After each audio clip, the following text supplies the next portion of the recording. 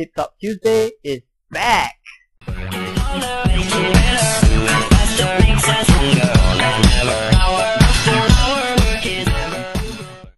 Right, so I missed last week's episode of Tip Top Tuesday. It's been a fantastic festive season. We celebrated our successful perseverance over 30 days of fasting in Ramadan. So yeah, I've been spending a lot of time with family, and yeah, it's been great. So now I'm back. Okay. So like I said, I put in my Facebook fan page that I'm gonna give you more this week because I missed producing last week's episode. So I'm not just gonna give you a double dosage of stuff. I'm actually gonna give you 10 tips on how you can make your website the ultimate converter. What exactly do you want to convert? Basically, what you want to do is you want to convert visitors to become either prospects or customers. So usually the step, the phase that they go through, they become your prospect first. You start proposing to them different products, different services, and when they finally decide to purchase, they become your customer. So that's the distinct difference between a visitor, which is basically an anonymous number, and a prospect, and then a customer. Okay, so there are 10 different tips that I'm going to give you. These are also the 10 tips that I share on my Berita Harian column, right, on Tip Business Internet. So this is the video version of it. I'm going to discuss the tips in detail. So the first tip number 1, is that you have to make sure that the content on your website is relevant. I've said this so many times to so many people, and yet there's still quite a few of you who tend to forget. It's normal, right? You need practice.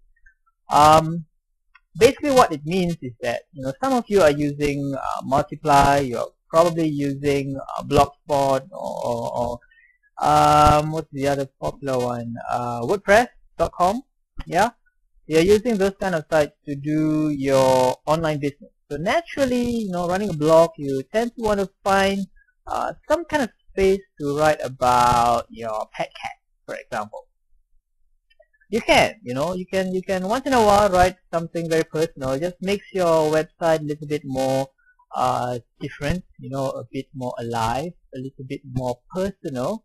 But just make sure that, after they read the article, somewhere in there, they will find information about the products and services, right? So it's not just about, the nice things that has happened in your life, or the crazy things that has happened in your life, interesting stuff, but also things that will make you money. So don't forget to always have some kind of references to your products and services. So that's tip number 1. Tip number 2 is actually to make sure that, or rather be aware that your website has multiple entry points, or what we call landing page. So what exactly is a landing page? See, not every of your visitors type in your website address and then they go to your website. So if they do that, they will land on your homepage.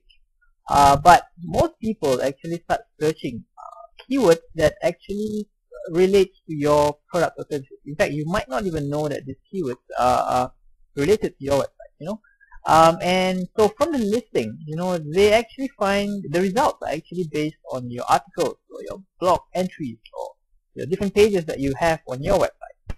So what, so you got to make sure that in every of these pages, right, there is always a reference or something that talks about the products and services. So again, right, even if you're in the contact us page, you've got a contact us page, make sure you've got something related to your product. At the very least, put a banner or something that will lead them to your online shop, perhaps.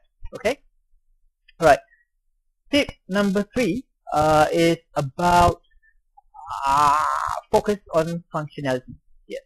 You've got to focus on functionality. Sometimes we like, of course, first impression is always very important. You want to make your website look fantastic, fancy, but at the same time, functionality is actually very important. You've got to make sure the contact form works.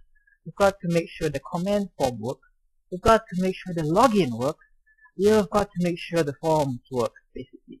Alright, so it's not enough to be all glitz and glamour on your website, and then when people want to do some stuff on it, it doesn't work. Or worse still, it breaks down. You know, it shows an error page. That's not good. Alright, okay, what else should I be talking about? Alright, you've got to have a very strong call to action. Okay, you see, a lot of website visitors, they are actually very passive. You know, unless you tell them to do something, they will just browse the website, look at what's available on it, and then yeah, that's all. Right? The most they do is scroll and they click. So you've got to make sure that you put in call to action. You know, tell them to buy now, right? Limited stock, so get it now, kind of thing, to make sure that you know they take the action that you want them to take. Yep. So it's all about you. So let's see, what else do we have? Let me click into my notes.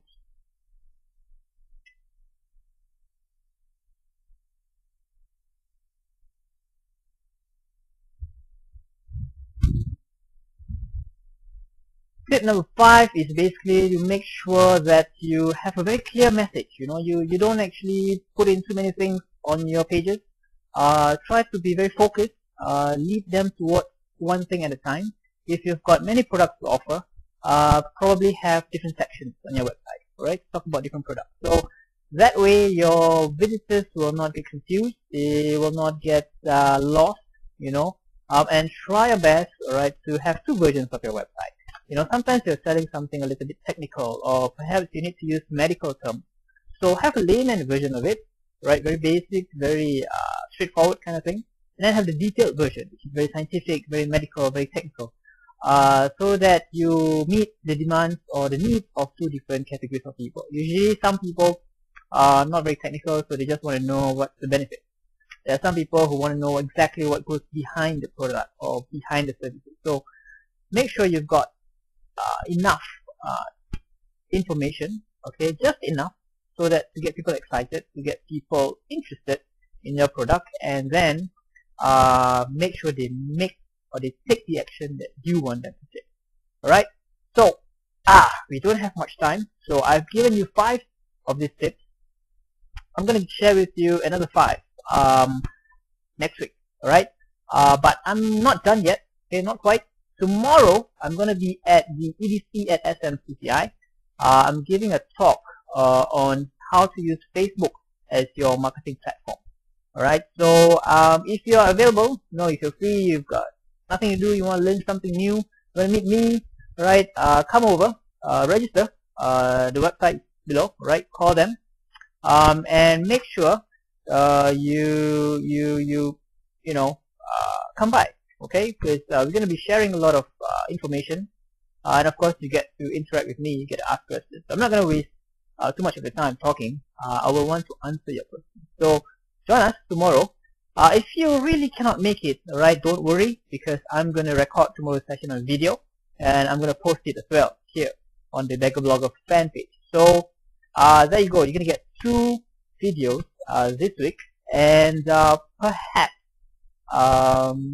I don't know, if I got time, just do a special edition for this weekend, because I really think there's a lot of things that has been happening in the past few days.